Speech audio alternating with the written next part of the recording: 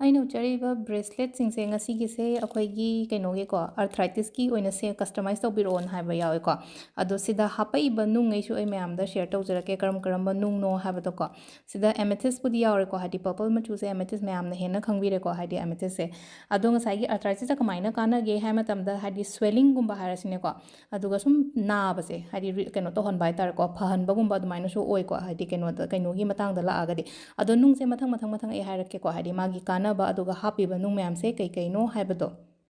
ꯁꯤꯗ ꯑꯃ ꯍꯥꯞꯄꯤꯁꯤꯅꯀꯣ ꯑꯩꯈꯣꯏ ꯑꯦꯀ꯭ꯋꯥꯃꯦꯔꯥꯏꯟꯗꯤ ꯃꯥꯜꯂꯦꯀꯣ ꯑꯦꯀ꯭ꯋꯥꯃꯦꯔꯥꯏꯟꯗꯤ ꯅꯠꯇꯦꯀꯣ ꯁꯤꯁꯦ ꯑꯩꯈꯣꯏꯅ ꯕ꯭ꯂꯨ ꯂꯦꯁ ꯑꯦꯒꯦꯠ ꯍꯥꯏꯅ ꯍꯥꯏꯀꯣ ꯕ꯭ꯂू लेस एगेट्स अखोइना नेगेटिव एनर्जीज कुंबा रिमूव तौबको अदुगा हाइदि अखोइना ब्लॉकेजेस हारसनेको हाइदि सुमाइना हाइको हाइदि remove blockages of the nervous system हाइना हाइरेको सिदा हाइसेको अदो सिदा लेसेको ngसाइगी नर्वस सिस्टम द ब्लॉक लेबो खोटपा अदुमाइना तौबा अमा लेरेको अदुगा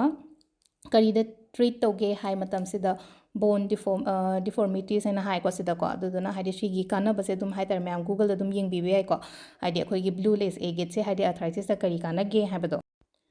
अदुगा मथंगिसिना हेमाटाइट लेरेको हेमाटाइट से अदुम हीलिंग स्टोन ने मासिजोको हीलिंग स्टोन ने अदो एंजाइटी हारसनेको एंजाइटी पेन गुंबा रिलीफ तोहनबा अखोइना कइनोदको आर्थराइटिस सेमको मतमदा एंजाइटी पेन गुंबा रिलीफ तोहनबा खोलंबा दुमाइना ओइना ओइको अदुगिदमक्तनेको सिदा इन हेमाटाइट अमा हापिसिस अदसिदा संगली मालीबम तोइसिना ब्लड स्टोन एना हाइको ब्लड स्टोन से हाइदि जॉइंट पेन हारसनेको हाइदि तांग तांग चिकपा फहनबगुंबा अदगी अखोइगी इम्यून सिस्टम हासनेको सी बूस्ट तौहल्ले हाइबगी थाजब लैको अदुदनेको से ब्लड स्टोन हापिसुजो अखोइना अदो सिगी कानबा अमसु लैरेको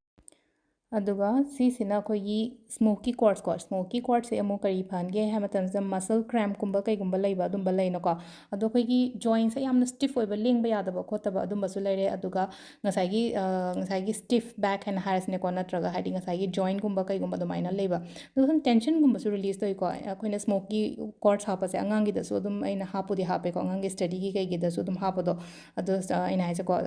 स्मोकी क्वार्ट्स कुंबा हापसे सुम नारगदि टेंशन याम लैनको टेंशन लैतनबगीदमक्तने अदुगा अमना को सिदा मैग्नेटाइट हना मलैको मैग्नेटाइट से हाइदि कनो तवेको न्यूट्रिएंट्स कुंबसे जॉइंट डिलीवर तौहल्ले हाइबगे दुगी थाजब मलैको अदुदुननेको अदो सिदा लैरे अखोइगी कनोगी ओइना अनौबा लाकपा हाइतारे आर्थराइटिस की क्रिस्टल्स नैको हानसु मैम हंगबुदि हंगकपने हाइदि यौरा कांदा हाइबिरो ओइना दो वीडियो ओइना सेमे अदो मैम सु दुम खरा शेयर तौबिरोको सुम सिगी वीडियो से